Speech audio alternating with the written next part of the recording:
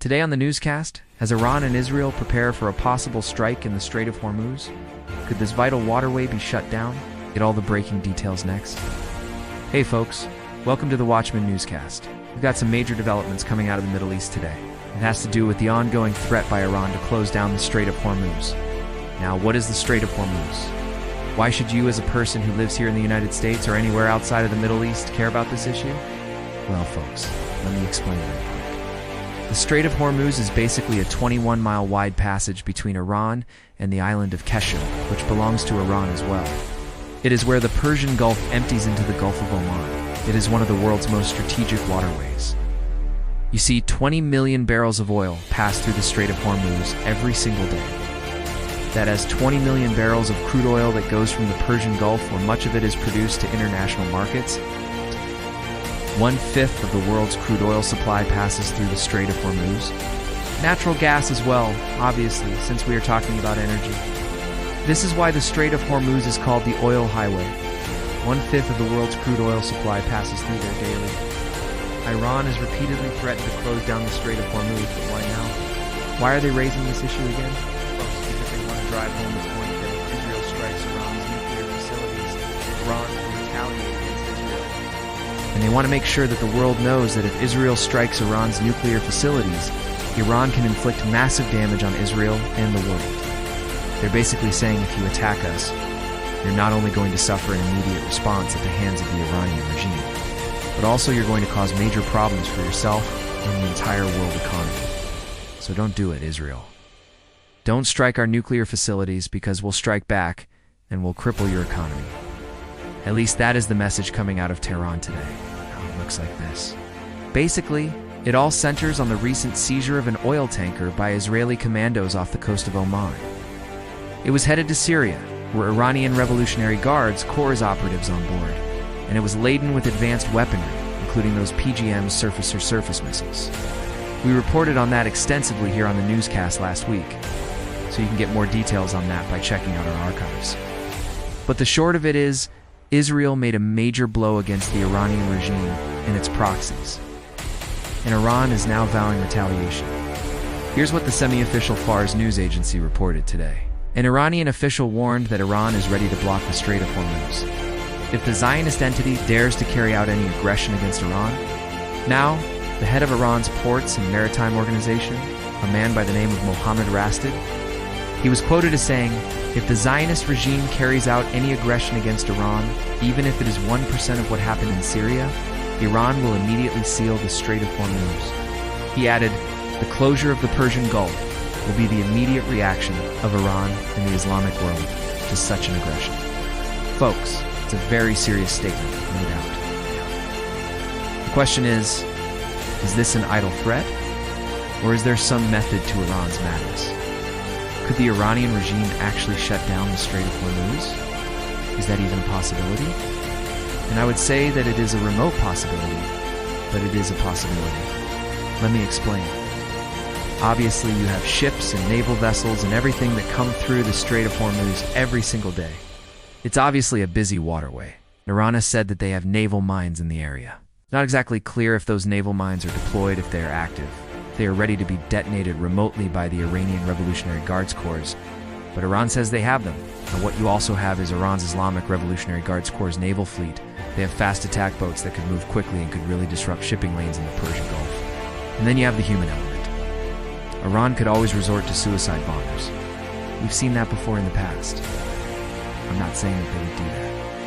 But Iran has resorted to suicide bombers in the past, whether in Iraq or in Yemen or in Syria. So the possibilities are there. Iran could certainly wreak havoc and shut down the Strait of Hormuz. At the same time, though, I think that this is largely a blustery threat by the Iranian regime. At the end of the day, it hurts Iran far more than it would hurt Israel if they were to close down the Strait of Hormuz. Remember, Iran needs to export oil to fund their regime. They are desperate for money, especially right now, as the Iranian people are rising up in mass protests against the regime. And hey, speaking of the Iranian people, check out the new video we just posted on our channel. It's a very interesting update on those mass protests inside of Iran. Be sure to check that out. I'll link to that video at the top of the description box below. So Iran needs money, and closing down the Strait of Hormuz would do far more damage to Iran than it would to Israel.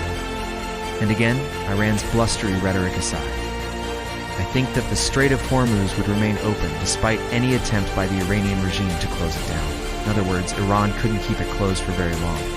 But look, they don't need to keep it closed for very long. Just enough time to make a point. Just enough time to inflict some damage on the global economy. And then they can reopen the Strait of Hormuz and claim victory. That would be a win for the Iranian regime in their eyes, if they just caused chaos for a couple of days, or maybe even a week in the global energy markets.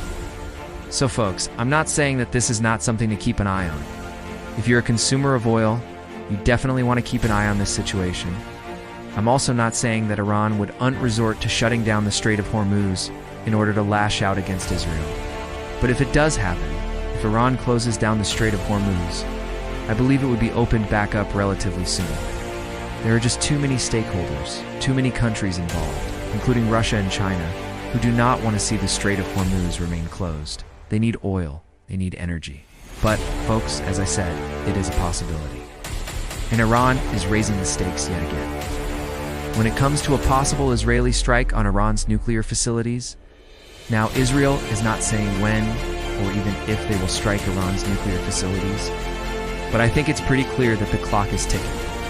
Time is running out. And the longer Israel waits, the more entrenched Iran becomes in its drive for the bomb, the more difficult it will be, and the more devastating an Iranian nuclear strike would be against Israel. We know that Benjamin Netanyahu, the Israeli Prime Minister, he wants to eliminate that threat once and for all. And the main target would be Iran's various nuclear facilities across the country. Now remember, the last time Israel struck Iran's nuclear facilities, way back in 2018, it was a bunker-busting mission.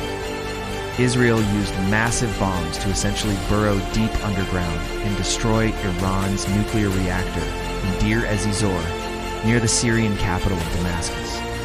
That was a huge blow to Iran's nuclear program. Iran hasn't rebuilt that facility yet. But this time around, if Israel strikes Iran's nuclear facilities, I do believe that they would use bunker busters, because Iran has learned the lesson from 2018.